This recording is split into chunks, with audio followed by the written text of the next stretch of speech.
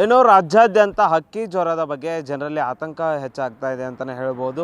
ಹಕ್ಕಿ ಜ್ವರ ಏನೋ ದಿನೇ ದಿನೇ ಹೆಚ್ಚಾಗ್ತಾನೆ ಇದೆ. ಹಕ್ಕಿ ಜ್ವರದ ಪ್ರಕರಣಗಳು ಕೂಡ ಏನು ನೆರೆಯ ತೆಲಂಗಾಣ, ಆಂಧ್ರ ಹಾಗೂ ಮಹಾರಾಷ್ಟ್ರದಲ್ಲಿ ಹೆಚ್ಚಾಗಿ ಕಾಣಿಸ್ತಿರುವುದರಿಂದ ಈಗ ಆಲ್ರೆಡಿ ಸಾಕಷ್ಟು ಭದ್ರತೆಗಳನ್ನ ಏನು ಗಡಿ ಜಿಲ್ಲೆಗಳಲ್ಲಿ ಈ ಹಕ್ಕಿ ಜ್ವರದ ಸಲುವಾಗಿ ಸಾಕಷ್ಟು ಭದ್ರತೆಗಳನ್ನ ಹಾಗೂ ಚೆಕ್ ಪೋಸ್ಟ್ಗಳನ್ನ ನಿರ್ಮಿಸಲಾಗಿದೆ. ಆದರೆ ನಮ್ಮ ಬೀದರ್ ಜಿಲ್ಲೆಯ ಏನು ಶಾಪುರ್ ಗೇಟ್ ಬಳಿ ಇರುವ ಏನು ಈ ಕಡೆ ಕರ್ನಾಟಕ ಮತ್ತು ತೆಲಂಗಾಣ ಕನೆಕ್ಟ್ ಆಗುತ್ತೆ ಬಾರ್ಡ್ರ್ನಲ್ಲಿ ಯಾವುದೇ ರೀತಿಯಂಥ ಚೆಕ್ ಪೋಸ್ಟನ್ನು ನಿರ್ಮಿಸಿಲ್ಲ. ನೋಡ್ತಿರ್ಬೋದು ನೀವು, ಏನು ಇಲ್ಲಿ ಕರ್ನಾಟಕ ಪ್ರಾರಂಭ ಆಗ್ತದೆ, ತೆಲಂಗಾಣ ಮುಕ್ತಾಯ ಆಗಿ ಇಲ್ಲಿ ಯಾವುದೇ ರೀತಿಯಾದಂಥ ಒಂದು ಚೆಕ್ ಪೋಸ್ಟನ್ನು ಕೂಡ ಇಲ್ಲಿ ಜಿಲ್ಲಾಡಳಿತ ಅಥವಾ ಜಿಲ್ಲಾ ಪಂಚಾಯತ್ನಿಂದ ನೇಮಿಸಿಲ್ಲ. ನೋಡ್ತಿರ್ಬೋದು ನೀವು, ಕಾಟಾಚಾರಕ್ಕೆ ಒಂದು ಬ್ಯಾನರ್ ಹಾಕಿದ್ದಾರೆ. ಬ್ಯಾನರ್ ಹಾಕಿ ಏನೋ ಇಲ್ಲಿ ಒಂದು ಚೆಕ್ ಪೋಸ್ಟ್ ಇದೆ ಅನ್ನೋ ರೀತಿ ನೋಡಿದವರಿಗೆ ಗೊತ್ತಾಗಬೇಕು ಅನ್ನೋ ರೀತಿ ಒಂದು ಬ್ಯಾನರ್ ಹಾಕಿದ್ದಾರೆ. ಆದರೆ ಇಲ್ಲಿ ಯಾವುದೇ ರೀತಿಯಾದಂಥ ಚೆಕ್ ಪೋಸ್ಟ್ಗಳನ್ನು ಜಿಲ್ಲಾಡಳಿತ ಹಾಗೂ ಜಿಲ್ಲಾ ಪಂಚಾಯತ್ ಕ್ರಮ ವಹಿಸಿಲ್ಲ.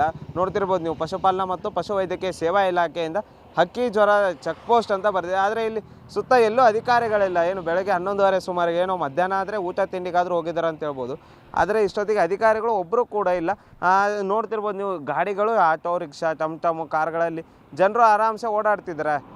ಏನು ಗಡಿ ಜಿಲ್ಲೆಗಳು, ಏನು ಬಳ್ಳಾರಿ, ಚಿಕ್ಕಬಳ್ಳಾಪುರ, ಅದೇ ರೀತಿ ಏನು ಕೊಳ್ಳೇಗಾಲ, ಈ ಸೈಡ್ ಎಲ್ಲ ಸಾಕಷ್ಟು ಕ್ರಮಗಳನ್ನ ವಹಿಸ್ಕೊಂಡಿದೆ.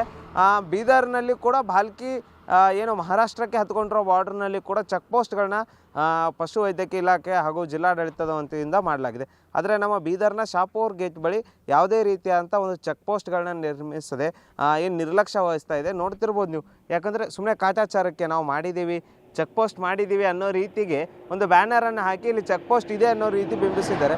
ಆದರೆ ಇಲ್ಲಿ ಯಾವುದೇ ರೀತಿಯಂಥ ಚೆಕ್ ಪೋಸ್ಟ್ ಕೂಡ ಇನ್ನೂ ಅಧಿಕಾರಿಗಳು ನಿರ್ಮಿಸದೇ ಇರೋದು ಒಂದು ದೊಡ್ಡ ದುರಂತ ಅಂತಲೇ ಹೇಳ್ಬೋದು. ಯಾಕಂದರೆ ಬರೀ ಕೋಳಿ ಮಾಂಸ ಅಷ್ಟೇ ಅಲ್ಲ, ಕೋಳಿ ಮೊಟ್ಟೆಯಿಂದಲೂ ಹಾಗೂ ಅದಕ್ಕೆ ಹಾಕೋ ಫುಡ್ಡಿಂದನೂ ಅದ್ರ ಗೊಬ್ಬರದಿಂದಲೂ ಸಹ ಕೋಳಿ ಜ್ವರ ಬರುತ್ತೆ ಅನ್ನೋ ಏನೋ ಒಂದು ಭೀತಿ ಜನರಲ್ಲಿದೆ. ಅದೇ ರೀತಿ ಜನರು ಕೂಡ ಗಾಬರಿ ಕೂಡ ಆಗಿದ್ದಾರೆ. ಏನು ಮಾಂಸ ತಿನ್ನೋಕ್ಕೂ ಮೊಟ್ಟೆ ತಿನ್ನೋಕ್ಕೂ ಹೆದರ್ತಾ ಇದ್ದಾರೆ. ಆದರೆ ಜಿಲ್ಲಾಡಳಿತ ಇದೆಲ್ಲವನ್ನು ನಿರ್ಲಕ್ಷಿಸಿ ಕೂತಿರೋದು ಒಂದು ದೊಡ್ಡ ದುರಂತನೇ ಅಂತಲೇ ಹೇಳ್ಬೋದು. ಕ್ಯಾಮ್ರಾಮನ್ ಸಂತೋಷ್ ಜೊತೆ ದೇವರಾಜ್ ಹೊನಗೆರೆ, ಉತ್ತರ ಕರ್ನಾಟಕ ನ್ಯೂಸ್, ಬೀದರ್.